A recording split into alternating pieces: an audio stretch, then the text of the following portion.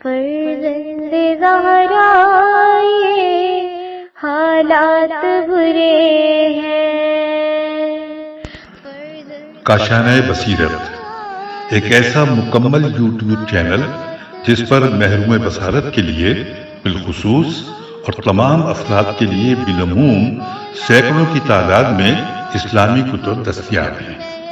لہذا گزارش ہے کہ آپ اپنی ذمہ داری نبھاتے ہوئے کاشانہ بصیرت کو سبسکرائب کرنے کے ساتھ ساتھ بیل آئیکن کو پریس کیجیے تاکہ آپ علم کے حصول کے ساتھ ساتھ مذہب اہل بیت کی اشاعت میں بھی اہم کردار ادا کرتے رہیں۔ کاشانہ بصیرت۔ فرزند زہرا یہ حالات برے ہیں۔ بسم اللہ الرحمن الرحیم۔ السلام علیکم۔ یہ کتاب آپ کے لیے کاشانہ بصیرت کی یوٹیوب چینل کی جانب سے ریکارڈ کی جا رہی ہے۔ نام کتاب برزخ کا سفر، تالیف نعمت اللہ صالحی حاجی آبادی۔ اب ہم کتاب کا پارٹ نمبر 4 پڑھیں گے۔ دوسرا باب دخول قبر سے وادی برہوت تک، صفحہ نمبر 57۔ پہلی سطر، لاش کو سپرد خاک کر دیا گیا۔ نماز جنازہ ختم ہوئی تو لوگوں نے سفید کفن میں لپٹی میری لاش کو تابوت سے باہر نکالا اور سر کی طرف سے آہستہ آہستہ قبر میں داخل کیا۔ گورکن نے میرا سر پکڑ رکھا تھا۔ جب اس نے میرے جسم کو پوری طرح قبر میں رکھ دیا تو سر کی جانب سے میرے کفن کے بند اس طرح کھول دیے کہ میرا چہرہ نمایاں ہو گیا۔ پھر اس نے میرے سر کو پھیر دیا اور میرا دایاں رخسار زمین کے ساتھ لگا دیا۔ اس کا مقصد یہ ہوتا ہے کہ اے خدا، میں اس میت کے جسم کا بہترین حصہ جو اس کی عزت و شرف کی علامت تھا کو تیری عظمت و جلالت کے سامنے خاک آلود کرتا ہوں۔ میں اس عالم میں اپنی جسم کو دیکھ کر اپنے آپ سے کہہ رہا تھا، کاش میں دنیا میں خود یہ عمل انجام دیتا، کیونکہ روح کے بغیر صرف جسم کو خاک پر رکھنے کا کیا فائدہ۔ اس کے بعد اس گورکن نے تھوڑی سی مٹی جمع کر کے اس کا سرہانہ بنا کر میرے سر کے نیچے رکھا۔ پھر اس نے ایک بڑا ڈھیلا میری پشت کی جانب رکھا تاکہ میرا جسم قبلہ رخ رہے۔ میں دیکھ رہا تھا کہ مجھے اس خاکی قید خانے میں قید کیا جا رہا تھا۔ میں نے سوچا کہ میں اپنے جسم کے ساتھ قبر میں داخل ہونے کی بجائے کہیں اور چلا جاؤں، لیکن اپنے بدن سے گہرے تعلق کی وجہ سے بے اختیاری کے عالم میں اس کے ساتھ قبر میں داخل ہو گیا تاکہ دیکھ سکوں کہ وہاں اس پر کیا گزرتی ہے۔ تلقین پڑھ دی گئی۔ گورکن قبر سے باہر آ گیا اور اس کے بعد ایک اور شخص مجھ پر تلقین پڑھنے کے لیے قبر میں داخل ہوا۔ اس موقع پر میں یہ اعتراف کی بغیر نہیں رہ سکا کہ انسان کی زندگی کا سب سے خوفناک، سخت اور غمناک وہ وقت ہوتا ہے جب اس کے بے جان جسم کو قبر جیسے تنگ و تاریک مکان میں رکھ کر اس پر مٹی ڈالی جاتی ہے اور سب مرنے والے کے جسم اور روح کو تنہا چھوڑ کر چلے جاتے ہیں۔ اس موقع پر میرے کچھ دوست اور عزیز و اقارب حیرت میں ڈوبے اس منظر کو دیکھ رہے تھے۔ شاید وہ سوچ رہے تھے کہ انہیں بھی بہت جلد اس خوفناک صورتحال کا سامنا کرنا ہے۔ موت کے خوفناک پنجے عنقریب ان کی گردنوں تک پہنچنے والے ہیں اور اس طرح ان کی تمام دنیاوی مسرتوں، غموں، تکلیفوں اور لذتوں کا خاتمہ ہونے والا ہے۔ یہ بات ملحوظ سے خاطر رکھ رہے کہ اسلام کا بنیادی مقصد اعلیٰ انسانی خصائل کا احیاء اور دل کو تاریکی سے نجات بخشنا ہے۔ اس لیے اس میں ایسی دعائیں اور اذکار موجود ہیں جن سے انسان کی مذہبی حس بیدار ہوتی ہے۔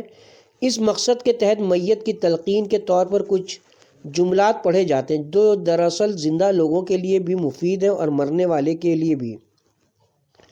تلقین پڑھنے والے نے قبر میں اترتے ہی اپنا دایاں ہاتھ میرے دائیں شانے پر رکھا اور بائیں ہاتھ سے میرے بائیں کندھے کو مضبوطی سے تھام کر اپنا منہ میرے بے جان کان کے قریب لے گیا اور میرے شانے ہلاتے ہوئے پڑھنا شروع کیا۔ اے فلاں فلاں کے بیٹے، سنو اور سمجھو۔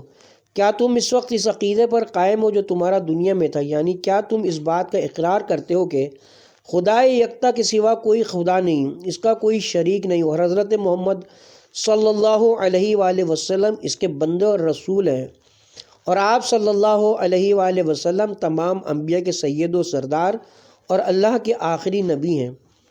اس کے بعد اس نے کہا کیا ابھی تک تمہارا یہی عقیدہ ہے کہ امیر المومنین حضرت علی ابن ابی طالب علیہ السلام وہ امام ہیں جن کی اطاعت کو خدا تعالیٰ نے کائنات کے ہر شخص پر واجب قرار دیا ہے؟ کیا تمہارا یہ عقیدہ ہے کہ حسن، حسین، زین العابدین، محمد باقر، جعفر صادق، موسیٰ کاظم، علی رضا، محمد تقی، علی نقی، حسن عسکری اور حضرت مہدی علیہ السلام مومنین کے امام اور تمام مخلوق پر اللہ کی حجت ہیں؟ نیز یہ کہ وہ بزرگوار ہستیاں تمہارے ہادی اور رہنما اور تجھے خوش بختی کا راستہ دکھانے والے ہیں، اے فلاں بن ابن فلاں۔ اس موقع پر میرے وجود سے آگ کا شعلہ برآمد ہوا اور میں نے چیخ کر کہا، اے شخص، یہ تم میرے بے جان جسم سے کیوں باتیں کر رہے ہو؟ وہ نہ تو کچھ سن سکتا ہے، نہ سمجھ سکتا ہے، اور نہ ہی کسی بات کا کوئی جواب دے سکتا ہے۔ تمہیں جو پوچھنا ہے مجھ بے نوا اور بدبخت سے پوچھو، مجھ روسیہ اور سراپا شرمندگی سے پوچھو تو میں تمہیں جواب دوں گا۔ میں تمہیں جواب دوں کہ میں نے دنیا میں کبھی بھی خود کو خدا کے سپرد نہیں کیا۔ میں نے اس مقدس کتاب قرآن مجید کو کبھی اپنا ہادی اور رہنما نہیں بنایا۔ یہ میری نادانی کی انتہا تھی کہ خود کو دانا سمجھتا رہا۔ میری شکل تو انسانوں جیسی تھی لیکن میں اندر سے خوخار درندہ تھا۔ میں اس دنیا میں در حقیقت مردہ تھا جو زندہ لوگوں کے درمیان رہ رہا ہوں۔ نہ میں عالم قبر کا عقیدہ رکھتا تھا اور نہ دنیا برزخ کا۔ میں نے کبھی بھی برائیوں سے بچنے کی کوشش نہیں کی تھی۔ میں نے اپنی پوری زندگی کو خواہشات نفسانی کی بھینٹ چڑھا دیا۔ جو اچھا لگتا اسے اچھا کہتا اور جو چیز بری لگتی اسے برا جانتا۔ اس طرح کا گناہ گار انسان یہ کیسے دعویٰ کر سکتا ہے کہ حضرت علی علیہ السلام اور آپ کے پاک و طاہر فرزند اس کے امام اور پیشوا تھے؟ تلقین پڑھنے والا بدستور اپنا کام جاری رکھے ہوئے تھا۔ قبر کے آس پاس کھڑے ہوئے کسی شخص کو میری حالت کا ادراک نہیں ہو رہا تھا۔ تلقین پڑھتے ہوئے وہ ان جملوں پر پہنچا جن میں ارشاد ہے، اگر تم سے خدا، رسول اکرم، ائمہ معصومین علیہ السلام، دین، کتاب اور قبلے کے بارے میں سوال کیا جائے تو ڈر اور خوف کا شکار نہ ہونا، بلکہ ان کے جواب میں کہنا کہ اللہ جل جلالہ میرا پروردگار ہے، حضرت محمد صلی اللہ علیہ وآلہ وسلم میرے نبی ہیں، اسلام میرا دین ہے، قرآن میری کتاب ہے، خانہ کعبہ میرا قبلہ ہے، حضرت امیر المومنین اور ان کے 11 فرزند علیہم السلام میرے امام و پیشوا ہیں، اور چونکہ میں ان سے بے پناہ محبت کرتا ہوں اور ان کے دشمنوں سے دنیا و آخرت میں بیزاری کا اعلان کرتا ہوں، اس لیے میرا عقیدہ ہے کہ وہ میری شفاعت فرمائیں گے۔ تلقین پڑھنے والے کی یہ جملے آتشی تلوار کی طرح میرے وجود میں پیوست ہو رہے تھے۔ میں خون آلود آنکھوں اور غم و اندوں سے لبریز دل کے ساتھ پشیمانی، انکساری اور التجا آمیز انداز میں چیخ کر کہہ رہا تھا، اے تلقین پڑھنے والے، تمہیں خدا کا واسطہ مجھے اس سے زیادہ اذیت مت پہنچاؤ، یہ سلسلہ اب یہیں پر بند کر دو۔ جس زبان سے پوری زندگی میں ایک بار بھی یا اللہ نہیں نکلا، وہ کس طرح سے خدا کے فرشتے کے سامنے کہے گی کہ میرا پروردگار اللہ ہے؟ جو شخص اپنی زندگی کے دوران رسول اکرم اور ائمہ معصومین علیہم السلام کا مذاق اڑایا کرتا تھا، اب کیسے کہہ سکتا ہے کہ وہ میرے رسول اور امام و پیشوا ہیں؟ یہاں پر مجھے ایک آواز سنائی دی، کوئی کہہ رہا تھا، اے نادان، تم نے اب جا کر حقیقت کا ادراک کیا ہے اور اپنے خطاؤں کا اعتراف کیا ہے۔ کاش مرنے سے قبل اس حقیقت کا ادراک کرتے تاکہ تجھے اس کا فائدہ ہوتا۔ اب اس ادراک اور اعتراف کا کیا فائدہ؟ اسلام، قرآن اور کعبے کو خرافات سمجھنے والا شخص یہ دعویٰ کیسے کر سکتا ہے کہ اسلام اس کا دین، قرآن اس کا دستور العمل اور کعبہ اس کا قبلہ ہے؟ تلقین پڑھنے والے نے تلقین کے آخری جملوں کو پڑھتے ہوئے کہا، اے فلاں ابن فلاں، خداوند تبارک و تعالیٰ بہترین پروردگار ہے، حضرت محمد صلی اللہ علیہ وآلہ وسلم بہترین رسول اور حضرت علی اور ان کے معصوم فرزند یعنی 12 امام علیہم السلام بہترین امام ہے، اور حضرت محمد صلی اللہ علیہ وسلم اللہ کی طرف سے جو دین لائے ہیں وہ بہترین دین ہے۔ اے فلاں، موت، قبر میں منکر و نکیر کا سوال کرنا، روز قیامت مردوں کا دوبارہ زندہ ہونا، جنت اور دوزخ سب برحق ہیں، بلا شبہ قیامت آئے گی اور خداوند تعالیٰ قبروں میں سوئے ہوئے تمام انسانوں کو دوبارہ زندہ کرے گا۔ کیا تم میری ان باتوں کو سمجھ گئے؟ میں نے جواب میں کہا کہ جی ہاں سمجھ گیا ہوں، لیکن اب بہت دیر ہو چکی ہے۔ یہ سب کچھ مجھے زندگی میں سمجھ لینا چاہیے تھا، نہ یہاں پر کہ جہاں میرے لیے آگے یا پیچھے جانے کا کوئی راستہ نہیں ہے۔ تلقین خواہ نے ایک اور مختصر دعا پڑھی اور قبر سے باہر آ گیا۔ اس کے بعد وہ گورگن دوبارہ قبر میں داخل ہوا اور قبر کو بند کرنے کے لیے رکھے پتھروں کو بڑی مہارت سے ایک دوسرے کے ساتھ جوڑنے لگا، یہاں تک کہ میری لاش مکمل طور پر نظروں سے اوجھل ہو گئی۔ اس کے بعد گورکن نے قبر کے اطراف میں کھڑے ہوئے لوگوں سے کہا قبر پر مٹی ڈالو۔ چندی منٹوں میں میری قبر کو خاک سے پر کر دیا گیا۔ میرے رشتہ دار، عزیز و اقارب اور بیوی بچوں نے کچھ دیر تک وہاں کھڑے ہو کر سورہ فاتحہ پڑھا اور پھر کچھ دیر بعد قبرستان سے رخصت ہو کر چلے گئے۔ اس موقع پر مجھے حضرت امام زین العابدین علیہ السلام سے منقول دعائے ابو حمزہ صومالی کے اقتباسات یاد آ گئے، جنہیں میرے ایک با ایمان دوست نے مجھے بیدار کرنے کے لیے عربی سے فارسی میں ترجمہ کر کے سنایا تھا۔ امام علیہ السلام ارشاد فرماتے ہیں، پس اگر میں اس حالت میں قبر میں منتقل کیا جاؤں تو مجھ سے زیادہ کون بدبخت ہے، کیونکہ میں نے قبر کو اپنے آرام کے لیے خوب تیار نہیں کیا، میں نے اس میں نیک عمل کا بچھونا نہیں بچھایا۔ میں کیوں نہ گریہ کروں، کیونکہ مجھے اس عذاب کا درست اندازہ نہیں جو وہاں مجھ پر ٹوٹنے والا۔ میں دیکھ رہا ہوں کہ میرے نفس نے مجھے دھوکہ دیا اور میری زندگی نے مجھے فریب میں مبتلا کیا ہے۔ اب تو قیامت کے سائے نے مجھے ہر جانب سے گھیر لیا ہے۔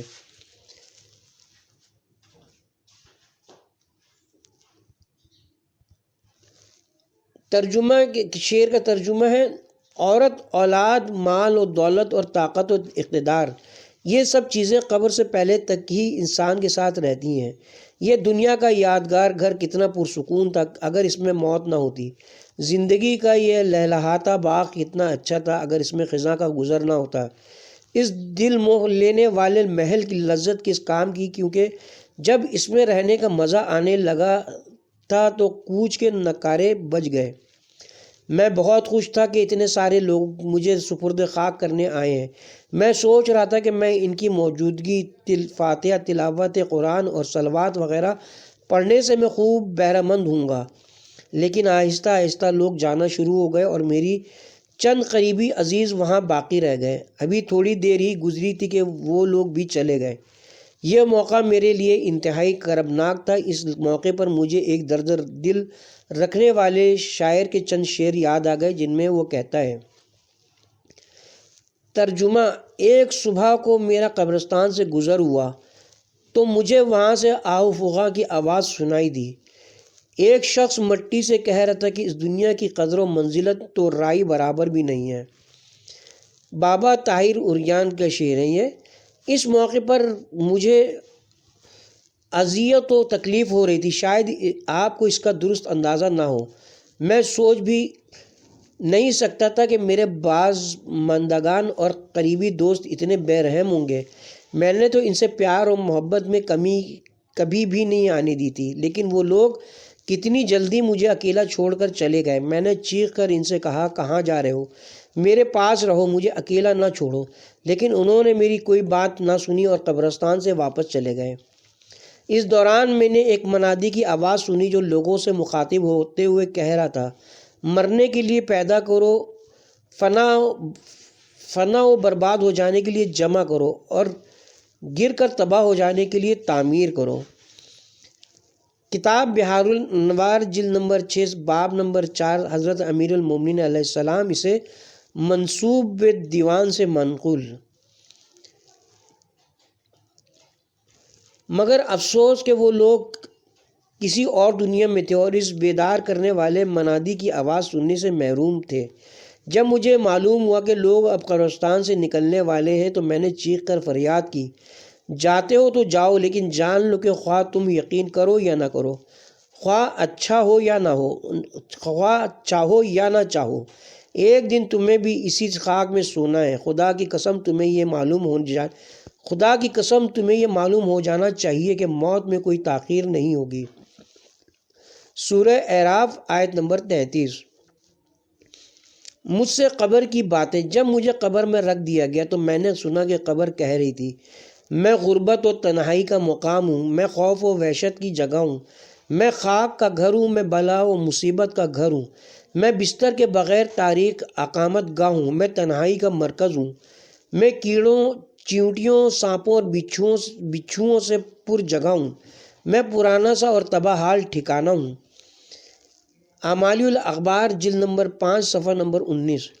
اس کے بعد قبر نے مجھ سے مخاطب ہو کر کہا، اے نمک حرام انسان، اے بے دین کافر، اے وہ شخص جو دنیا میں گمراہی کے راستے پر چلتا رہا اور اس نے کبھی حق و حقیقت کو جاننے کی کوشش نہ کی، مجھے میرے اندر خوشی سے نہیں آئے، تم میرے اندر خوشی سے نہیں آئے، مجھے اس خدا کی قسم جس نے تجھے اور دیگر تمام مخلوقات کو پیدا کیا، جب تم میرے اوپر چلتے تھے مجھے تم سے نفرت تھی، مجھے تمہارے گندے کردار سے گھن آتی تھی، اب جب تو میرے اندر آ گیا ہے تو میری اس نفرت میں مزید اضافہ ہو گیا ہے، کچھ ہی دیر بعد تجھے میری اس نفرت کا اندازہ ہو جائے گا، میں تمہارے بدن کو اس طرح سے جھنجھوڑوں گی کہ تمہاری ہڈیاں سرما بن جائیں گی۔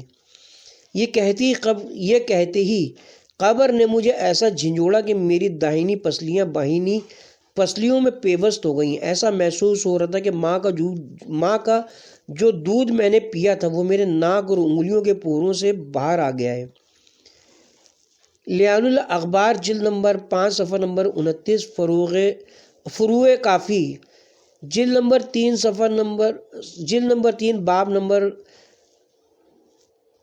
89 حدیث نمبر 1 صفحہ نمبر 244۔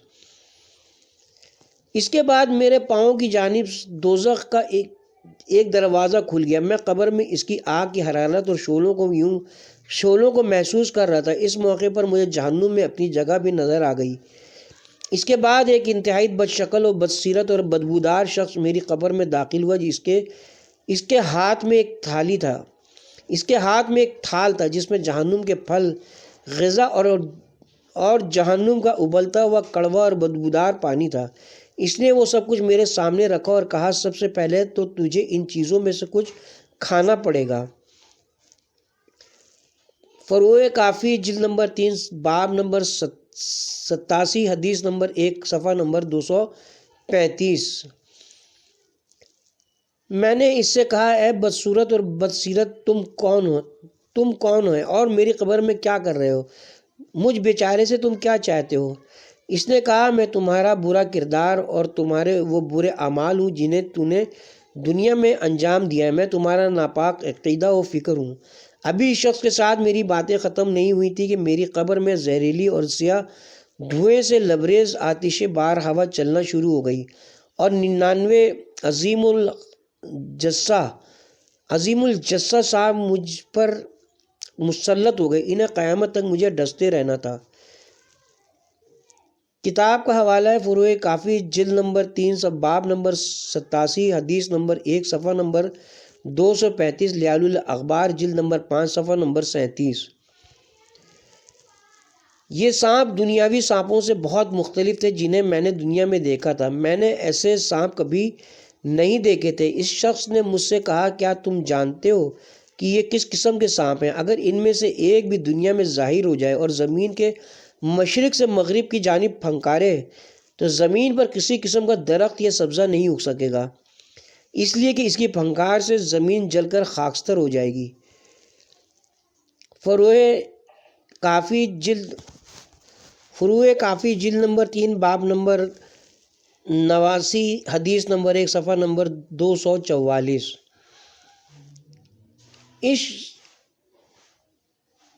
اس کے بعد اس نے کہا، ہر قبر ایسی نہیں ہوتی، تمہارے لیے اور تم جیسے دیگر افراد کے لیے قبر کی یہ حالت ہوتی ہے، جبکہ مومن اور دیندار لوگوں کی قبر اس سے مختلف ہوتی ہے، ان کی قبر بہشت کے باغات میں سے ایک باغ ہوتی ہے۔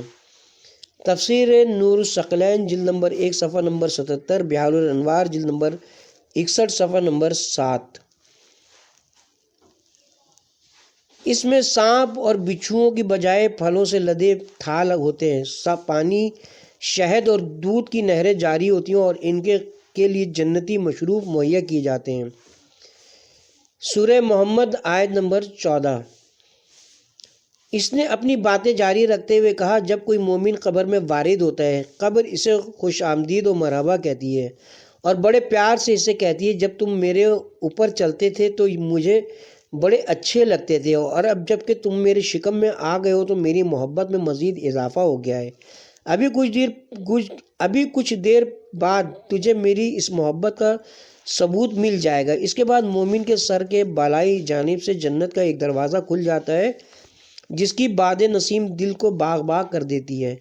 ان کی قبر میں بدصورت مرد کی بجائے ایک انتہائی خوبصورت شخص آ کر ان کا دوست بن جائے گا، اور انہوں نے اپنی پوری زندگی میں اس جیسا خوبصورت شخص نہیں دیکھا ہوگا۔ جب وہ اس سے پوچھیں گے کہ تم کون ہو، تم سے کتنی اچھی خوشبو آ رہی ہے، تم کتنے نیک سیرت ہو، تمہارا لباس کتنا صاف اور تمہاری شکل کتنی حسین ہے، وہ بولے گا میں تمہارا اچھا اور نیک عمل ہوں جسے یہ صورت عطا کی گئی ہے۔ پھر وہ اس مومن کو جنت میں لے جائے گا، اسے اس کے مخصوص مکان میں داخل کرے گا۔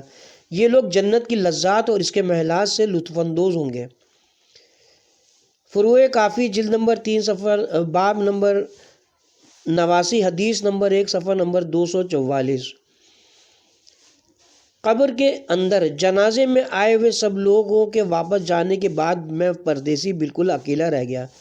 میں پریشانی اور اضطراب کے عالم میں آئندہ پیش آنے والے حوادث و واقعات کے بارے میں سوچ رہا تھا۔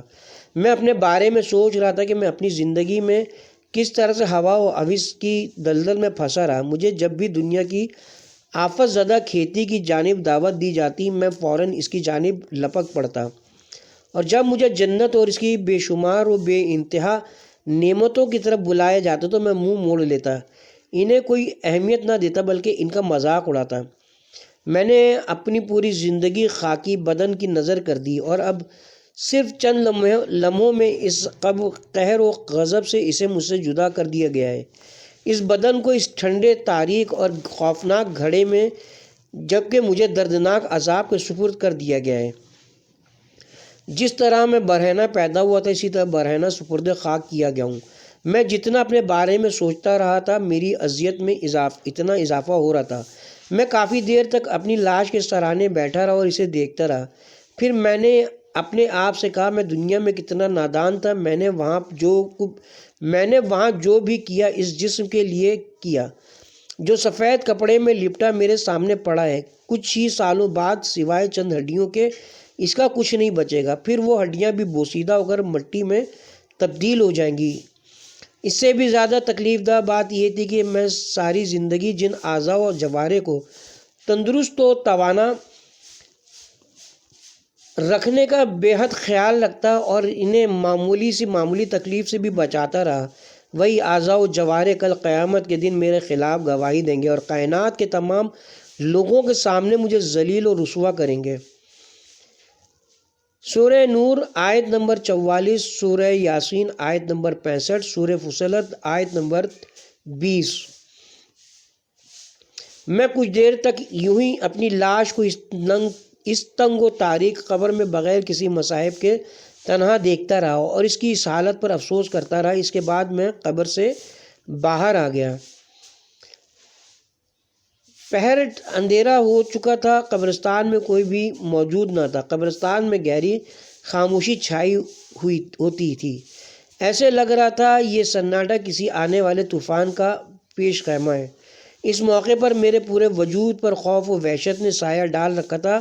میں بغیر کسی وجہ کے ادھر ادھر دیکھ رہا تھا جیسے مجھے کسی خوفناک حادثے کا انتظار ہو۔ میرے پاس فرار کا کوئی راستہ نہ تھا۔ جیسے جیسے اندھیرا چھا رہا تھا میرے خوف و وحشت میں اضافہ ہو رہا تھا۔ اب تک جو روحانی اذیتیں مجھے نصیب ہو چکی تھی ان پر مجھے رونا آ گیا۔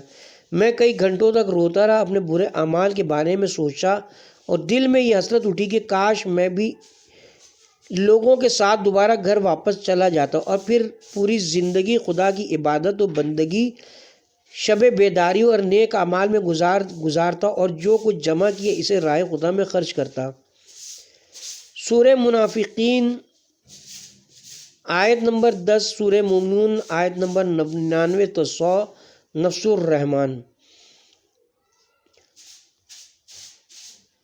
تھوڑی دیر کے بعد الو کی دل دہلا دینے والی آواز تاریک قبرستان کی خاموشی کو توڑتی اور اس کا سکون برباد ہو جاتا۔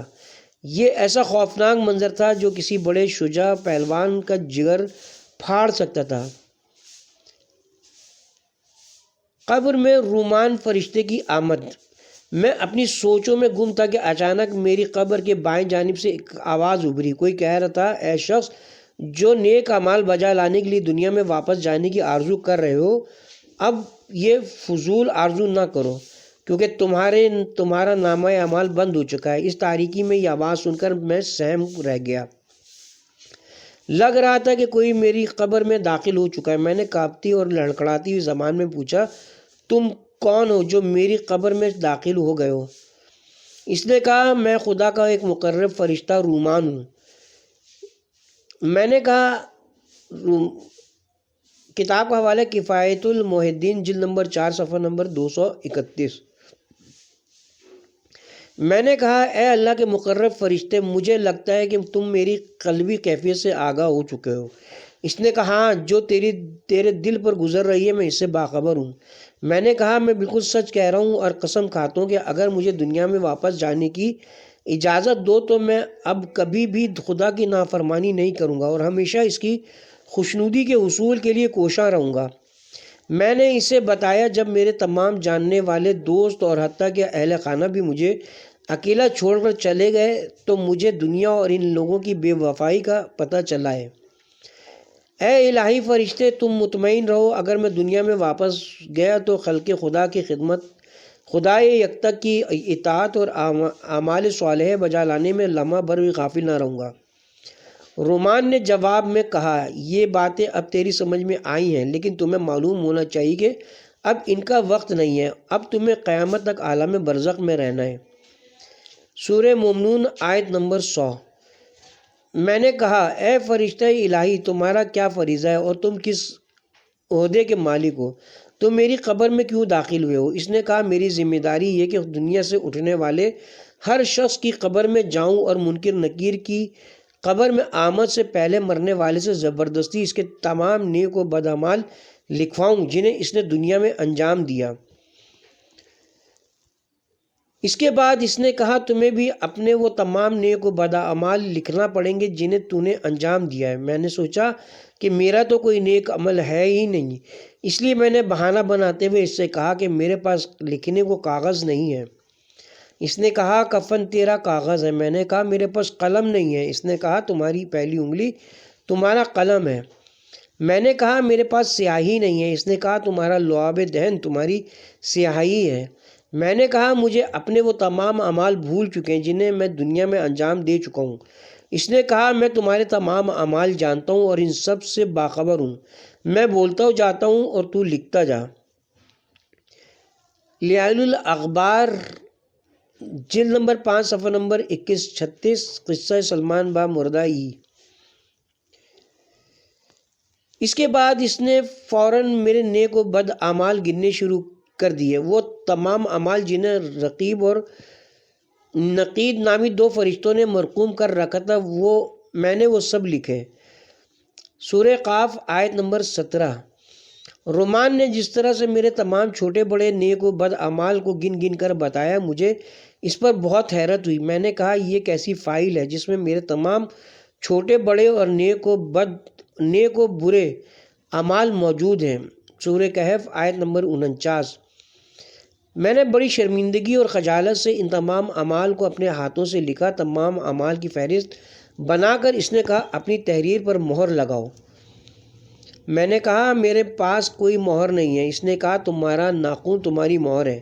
میں نے مجبور ہو کر ان پر مہر لگائی۔ اس موقع پر میں نے اپنے تمام نیک و بد اعمال کو اپنے سامنے موجود پایا۔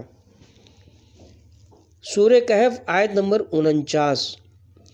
میں اپنے نیک و بد اعمال کے وزن کو جاننے کی کوشش کر رہا تھا کہ رومان نے میرا نامہ اعمال میری گردن میں ڈال دیا۔ سورہ اسراء آیت نمبر 13۔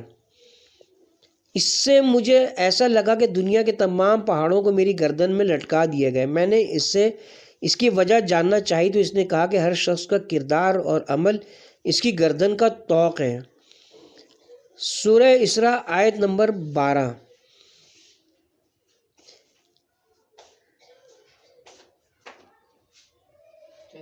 میں نے کہا اے اللہ کے مقرب فرشتے، مجھے کب تک اس طوق کی سنگینی کو برداشت کرنا پڑے گا؟ اس نے کہا یہ طوق قیامت کے دن تک تمہاری گردن میں آویزہ رہے گا، اس دن تم اسے پڑھو گے۔ سورہ اسراء آیت نمبر 13۔ رومان نے یہ جملہ کہا اور فوراً قبر سے باہر چلا گیا۔ اس کے ساتھ ہی اب ہم کتاب کے پارٹ نمبر 3 کا اختتام کرتے ہیں۔ معذرت کے ساتھ یہ کتاب کا پارٹ نمبر 4 تھا جس کا بھی ہم نے اختتام کیا ہے، اور پارٹ نمبر 5 میں منکر و نکیر کا تعارف بیان کیا جائے گا۔